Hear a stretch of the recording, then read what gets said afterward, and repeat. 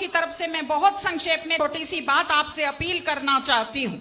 जो कौम अपनी बड़ाई करती रहती है, अपना आत्मचिंतन नहीं करती, उसकी गति रुक जाती है प्रगति की। पहले भी बात कही गई, लेकिन मैं 3 चीजों की तरफ आपका ध्यान दिलाना चाहती हूं। हमारी युवा पीढ़ी बड़ी आकर्षित हो रही है। एक नशे की आदत, एक अपराधों की तरफ आकर्षण और एक लापरवाह तेज ड्राइविंग के प्रति आकर्षण। महिलाओं के नाम से लॉटरी डाली एप्लीकेशन लगाते हैं और महिला जो घर की लक्ष्मी होती है उसका नाम बाजार में दारू के ठेके के ऊपर लिख देते हैं। एक खास चीज जो मैंने देखी बड़ी नकारात्मक, अपनी अपनी जाति के अपराधियों का पक्ष लेना शुरू कर दिया है। सबने पितर बना दिया है अपनी अपनी जाति के अपराधियों को। ये अपराधी खुद बर्बाद होते हैं और अपने पीछे पूरी युवा पीढ़ी को बर्बाद करते हैं। मैं आपको एक उदाहरण देती हूं। एक ऐसे शख्स, एक ऐसे खिलाड़ी दिल्ली के, जिन्हें आज मेडल जीते हुए लोगों की गिनती में होना चाहिए था पहलवानी में, अपराध के कारण आज दिल्ली में जेल की सलाखों के पीछे बैठे हैं। ये हमारे लिए दुख की और शर्म की बात है। और तीसरी चीज, तेज ड्राइविंग। 1 लाख युवक, बाकी बड़े उम्र के लोग अलग हैं, 1 लाख युवक जान गंवाते हैं हर साल लापरवाह ड्राइविंग के कारण।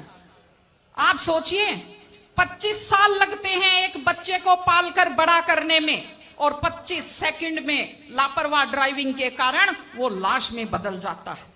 क्या बीतती होगी उस मां के ऊपर जो अपने जाते हुए बेटे की पीठ देखती है और आते हुए बेटे का मुंह नहीं देख पाती। आप लोग क्या सोचते हैं?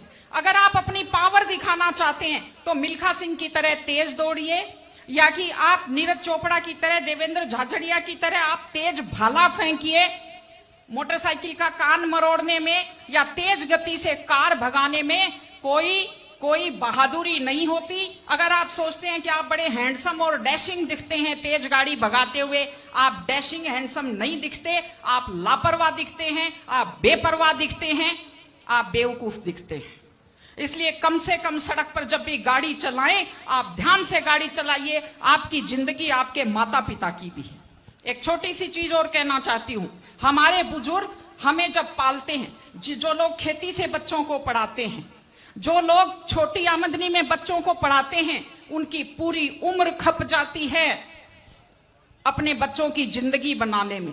और उसके बाद दुख का विषय है, बड़ा पीड़ादायक सीन मैं कई जगह देखती हूं कि एक माँ बाप मेहनत करते हुए हाथों में आइटन पड़ जाते हैं, एड़ियां फट जाती हैं, कपड़े मैले फट जाते हैं, और उसके बाद जब बेटे को पढ़ा लिखा कर तैयार करते हैं, उसके बाद पढ़ी लिखी बड़े घर की थोड़ी बेटी आ जाती है तो माँ बाप की तरफ ध्यान नहीं देते।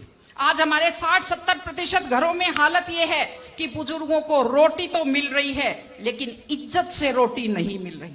इस चीज को बदलने की जरूरत है। माँ बाप, मैं आपसे कहती हूं, जैसी भी परिस्थिति होती है, माता पिता आपको राजकुमार की तरह पालते हैं।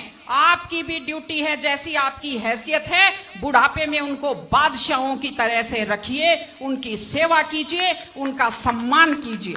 इस तरह से माता पिता की सेवा कीजिए। वो अपनी जिंदगी आपके लिए कुर्बान कर देते हैं। और माताएं बहनें बैठी हैं, एक छोटी सी लास्ट बात जो मैं कह रही हूं, बेटियों को समझदार बनाइए, बेटियों को बेटा मत बनाइए, क्योंकि बेटे तो लापरवाह होते हैं।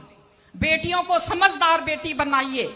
जब वो घर से बाहर जाती है तो उसको समझाइए कि वो साथ अपने घर की इज्जत लेकर के जाती है। बेटियों को समझाइए कि कैसे लोग मीठी मीठी बातों का जाल लेकर शिकारियों की तरह से घूमते हैं। और अपनी बेटी को संस्कार दीजिए कि वो जिस घर में जाए अपने सास ससुर की सेवा करे। आजकल मैंने नया ट्रेंड देखा है, बेटियां माँ मम्मी की तो बहुत चिंता करती है लेकिन सास की चिंता नहीं करती हैं। ये गलत चीज है। औरत घर की धुरी होती है। अगर वृद्ध लोगों की चिंता नहीं करेंगे तो हमारे वृद्ध लोगों को सुरक्षा कैसे मिलेगी, उन्हें सम्मान कैसे मिलेगा, इनकी जिंदगी खुश कैसे होगी।